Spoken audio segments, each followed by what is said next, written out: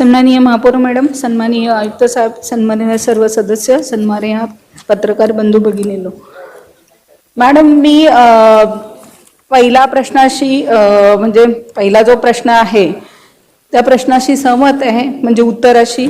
पण जो दुसरा माझा प्रश्न आहे त्या टपऱ्यांच्या बाबतीत, मॅडम उत्तर मला वेगळंच दिलेलं आहे. नवी मुंबई महानगरपालिका कार्यक्षेत्रात दिव्यांग स्टॉल मी संख्या विचारली आहे मॅडम, आणि त्यांनी मला सांगितलं हे नवी म्हणजे किती हसण्याचे बाब आहे मॅडम. नवी मुंबई महानगरपालिका कार्यक्षेत्रात दिव्यांग स्टॉल हे मालमत्ता विभागामार्फत वितरित करून परिमंडल विभागामार्फत सदरचे स्टॉल दिव्यांग व्यक्तींना वाटप करण्यात येत असतात. तसेच अधिकृत टपऱ्या विभाग कार्यालयानुसार वेळोवेळी कारवाई करण्यात येते. मॅडम काय आयुक्त साहेब काय हे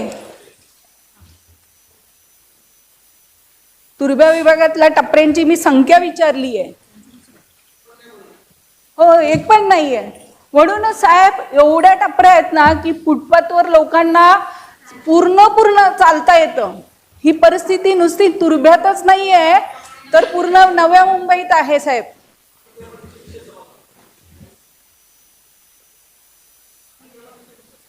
महापौर मॅडम तुम्हाला मी सांगू इच्छिते की एपीएमसी एरिया असू दे, तुर्भ्या भागातील अनेक फुटपाथ आहेत, तिथं आपण दिव्यांगांना असे काही स्टॉल दिलेले आहेत ते खूप कमी आहेत.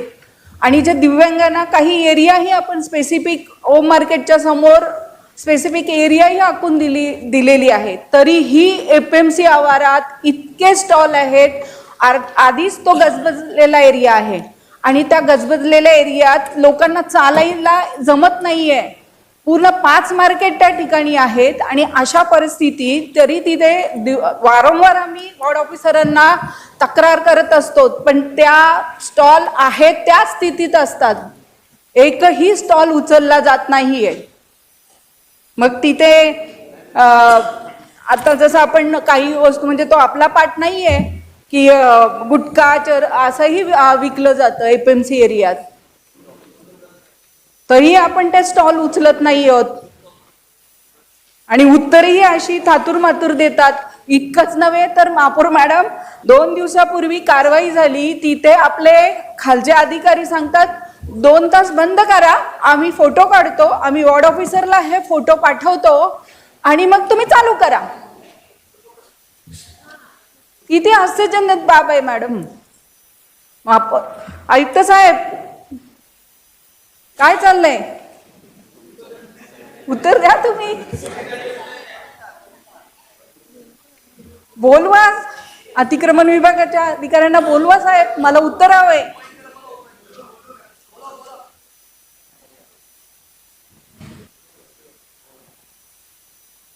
मी बसणार नाही मॅडम, मला उत्तर हवंय. हे उत्तर मला चालणार नाही.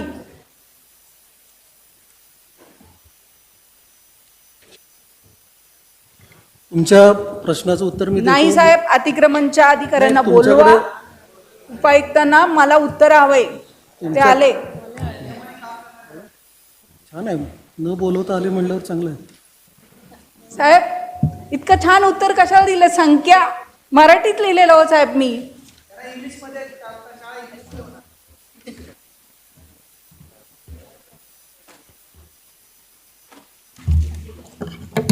बोला सर.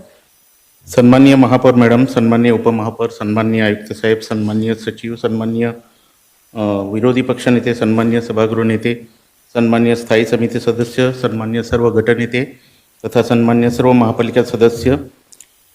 शुभांगी पाटील यांनी विचारलेलं आहे की तुर्भे विभागात किती टपऱ्यांची संख्या आहे आणि त्यापैकी महानगरपालिकेकडून अधिकृत परवानगी देण्यात आलेल्या टपऱ्यांची संख्या किती आहे याबद्दल सविस्तर माहिती देण्यात यावी. तर आपल्याकडे जे उत्तर आलं ते बघा मी दिलेल्या उत्तराच्या आधी वितरित झालेलं आहे, त्यामुळे आपल्याकडे तशा प्रकारचं त्रोटक उत्तर आलेलं आहे. मी दिलेलं उत्तर आपल्याला एकदा वाचून दाखवतो आणि त्याची सविस्तर टिप्पणी सांगतो की तुर्भे विभागात एकूण परवानाधारक 63 टपरे आहेत आणि त्यापैकी 51 स्टॉल हे दिव्यांगांचे स्टॉल म्हणून वितरित करण्यात आलेले आहेत.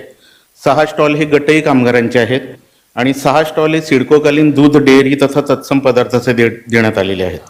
या व्यतिरिक्त ज्या काही टपऱ्या आहेत त्याच्यावर आपण वारंवार कार्यवाही करतो, आणि असं आहे की तुर्भे विभाग हा एक नवी मुंबईतला मध्यवर्ती विभाग आहे. या विभागामध्ये गावं आहेत, मध्यमवयीन माथाडी कामगार आहेत, त्याबरोबर तुर्भे स्टोअर, इंदिरानगर, हनुमाननगर अशा प्रकारच्या झोपडपट्ट्या सुद्धा आहेत. आणि सगळ्यात महत्त्वाची बाब म्हणजे तुर्भ्यात आशिया खंडातलं सर्वात मोठी व्यापारपेठ आहे APMC, आणि त्यामुळे इथे मोठ्या प्रमाणात फेरीवाले आणि व्यावसायिक आकृष्ट होतात. याचा परिपाक असा झालेला आहे गेल्या काही काळात. यात एक दोन गोष्टी अशा आहेत की APMC मार्केटच्या आतमधलं व्यवस्थापन APMC करतं आणि त्याच्या आजूबाजू पेरीफेरी आणि रस्त्यावरचं व्यवस्थापन जे काही आहे ते आपण करतो. परंतु जसं आपण मॅडम सांगितलं, आम्ही तिथे दररोज दैनंदिन कारवाई घेतो आणि मान्य आयुक्तांच्या निर्देशानंतर 6 ते 16 अशा 10-11 दिवसामध्ये मोठी कारवाई घेतली. ती कारवाई अशा प्रकारची घेतली की आपल्याला अनेक तक्रारी अशा प्राप्त होत होत्या की त्याच विभागातील कामगार अतिक्रमण कारवाई करण्याआधी सूचित केलं जातं की बाबा आमची लोक येतील किंवा तुम्ही आमची कारवाई होईल, सावध राहा. आणि त्यामुळे हे गैरप्रकार आमच्या ध्यानात आले होते मान्य अतिरिक्त आयुक्त तथा आयुक्त. तर आम्ही असं ठरवलं की दुसऱ्या विभागातील अतिक्रमण पथक दुसऱ्या विभागात जाईल, म्हणजे उदाहरणार्थ ऐरोली दिघ्याचं अतिक्रमण पथक हे वाशीला जाईल किंवा तुर्भ्याला जाईल आणि कारवाई करेल. आणि अशा प्रकारे आम्ही 11 दिवस कारवाई केली. या कारवाईमध्ये अनेक हे टपऱ्या आम्ही जमा केलेल्या आहेत, त्या क्षेपणभूमीला नेलेल्या आहेत आणि फेरीवाल्यांच्या टपऱ्या किंवा त्यांच्या गाड्या आम्ही काही परत देत नाहीत. आणि गेल्या या 2 दिवसातच तुर्भे विभागातून 8 इतक्या टपऱ्या आम्ही जमा केल्या होत्या आणि त्या निष्कासित पण केलेल्या आहेत. दुसरी बाब एक गंभीर आपण जी लक्षात आणून दिली की आम्ही फोटो काढण्यापुरतं कारवाई करतो आणि नंतर आपण पुन्हा लावा.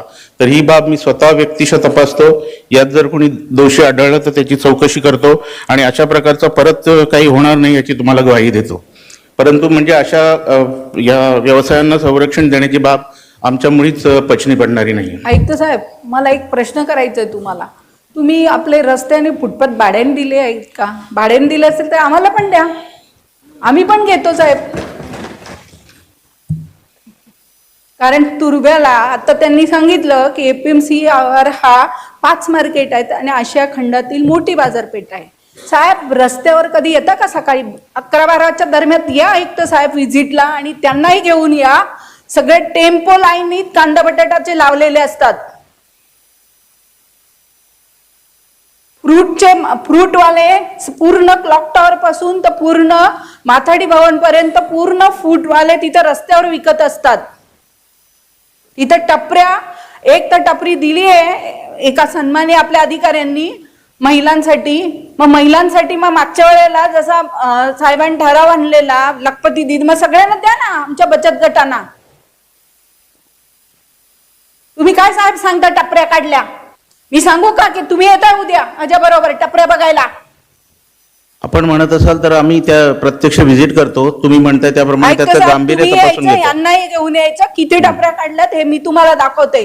आणि 11 वाजता तुम्ही यायचं. 5 मार्केटची परिस्थिती आहे, हेवी व्हेकल असतो तिथे, पूर्ण रश असते त्या एरियात आणि तिथे पूर्ण फुटपाथ पण टपऱ्यांनी भरलेला आहे. सर्व्हिस रोडला फ्रूटवाले बसलेले असतात. त्याच्या मेन रस्त्याला पूर्ण माथाडी भवन पासून तर पुढे पूर्ण कांदा बटाट्याच्या टेम्पो रांगेत लागलेले असतात. काय चाललंय साहेब? नवी मुंबई स्वच्छ करतो आपण, हा करतो. सदस्यांच्या या तळमळीने सांगितलेल्या वक्तव्याची मी गंभीर दखल घेते आणि यापुढे म्हणजे आपल्या सोबतच आम्ही विभाग अधिकाऱ्यांना घेऊन पाहणी करतो आणि ज्या काही अतिरिक्त टपऱ्या असतील, ज्या अनधिकृतरित्या बसवलेल्या असतील त्या निश्चितपणे निष्कासित करू. महापौर मॅडम, माझा 3रा प्रश्न आहे. आपण ठेकेदारांना एवढे सगळे पैसे देतो वार्षिक देखभाल करायला. मॅडम, ह्यांनी इथे लिहिलंय की यशराज इन्फ्रास्ट्रक्चरला आपण पूर्ण तुर्भ्या विभागात रोडची पतपत, पावसाळी ड्रेनेज, हा सगळ्या कामाचे आपण पैसे देतोय. मॅडम, आम्ही नगरसेवक जेव्हा सांगतो ना ह्या लोकांना की तिथलं गटाराचं झाकण निघालंय, तिथे तो रस्ता खराब झालाय, तेव्हा ते दुरुस्ती होते. तेव्हा हा फुटपाथ खराब झालाय, हे खोदकाम केलंय, तेव्हा ते दुरुस्त होतं. मग आपण ह्या लोकांना आपण दुरुस्तीच्या नावाखाली पैसे कशासाठी देतो? मॅडम, आयुक्त साहेब, कशाला हे पैसे लोकांचे वाया घालवतात? जनतेचा पैसा आहे हा, कशासाठी वाया घालवताय तुम्ही? तुम्ही देखभाल दुरुस्तीसाठी हा खर्च करताय ना, तो खरंच होतोय का?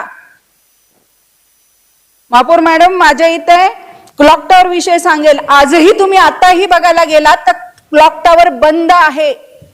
मी 5 दिवस झाले, मला सन्माननीय नरेंद्र पाटील साहेबांचे फोन आले की कारण ते माथाडी भवनला जाताना नेहमी बघत असतात, ताई तो क्लॉक टॉवर बंद आहे. कितीतरी 50 लोकांचे फोन झाले की क्लॉक टॉवर बंद आहे, पण मी मुद्दाम सांगितलं नाही मॅडम अधिकाऱ्यांना, कारण यावेळेस मला बोलायचं होतं. नाही तर प्रत्येक वेळेला मी त्यांना फोटो पाठवते की क्लॉक टॉवर बंद आहे.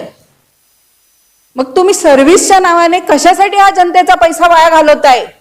ना क्लॉक टॉवरला कधी रंग दिला, ना कधी त्याची दुरुस्ती केली. मागच्या वेळेला गाडीने हे केलं, त्याची चेन पाडलेली, तेव्हा आम्ही फोन करून जर सदस्य सांगत असणार तेव्हा लोकांना नाहीच द्यायचं ना ठेका. द्यायचंच कशाला ह्या लोकांना ठेका? हा झाला त्याचा. आता स्मशानभूमीचा, स्मशानभूमीसाठी देखभाल दुरुस्ती करायसाठी एका ठेकादाराला हे कामकाज दिलंय. तिथे स्मशानभूमीत कधी कधी आतमध्ये गाड्या जातात, हे कोणाच्या सांगण्यावरनं जातात. तिथेही व्यवस्थित देखभाल दुरुस्ती नसते. कधी कधी ती चिमणी बंद असते.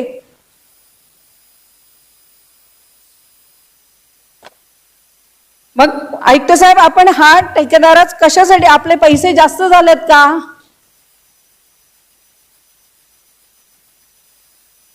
आयुक्त साहेब, मला याच्यावर उत्तर पाहिजे. पाटील आणि सन्माननीय त्यांच्यावर काय महापौर, कारवाई कराल ह्याचंही उत्तर हवंय मला. सन्माननीय महापौर, सन्माननीय सभागृह आणि पाटील मॅडम, आपण जे प्रश्न आज आता जे उपस्थित केलेले आहेत त्या प्रश्नाबद्दल ज्या ज्या कॉन्ट्रॅक्टरना देखभाल दुरुस्तीची कामं दिलेली आहेत ती कॉन्ट्रॅक्टर व्यवस्थित कामं करत नाहीत किंवा त्यांचं दुर्लक्ष होतंय किंवा संबंधित अधिकाऱ्यांचं दुर्लक्ष होतंय असा प्रश्न तुम्ही मांडलेला आहे. निश्चितच शहर अभियंता आणि शहर अभियंत्यांच्या अधीनस्थ असलेले जे काही कार्यकारी अभियंता आहेत त्यांना स्ट्रिक्ट अशा सक्त अशा सूचना दिल्या जातील आणि त्यांच्यावर कारवाई काय करणार सांगा साहेब. स्ट्रिक्ट सूचना देऊ नका, कारवाई काय करणार त्यांना ते सांगा मला. सक्त सूचना आपण दिल्या जातील. त्याचा सांगतो या मी तुम्हाला, ऐकून घ्या फक्त मला. कॉन्ट्रॅक्टरवर कारवाई काय करणार सक्त ह्याचं सूचना- मला द्या साहेब. मला सक्त- सूचना नकोय. सक्त सूचना त्यांना दिलेल्या जातील आणि त्यानंतर ह्या कॉन्ट्रॅक्टरनं जर काही केलं नसेल किती दिवसानं, कारण हे साहेब एवढं सांगून तुम्ही पण केलं नसेल तुमच्या सांगताय तुम्ही. क्लॉक टॉवर स्पष्ट आजही आता फोन करून विचारा क्लॉक टॉवर बंद आहे की नाही बघा.